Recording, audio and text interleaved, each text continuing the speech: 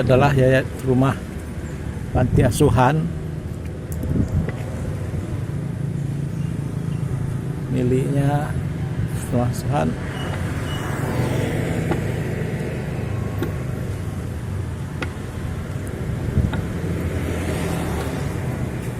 yang didirikan oleh almarhum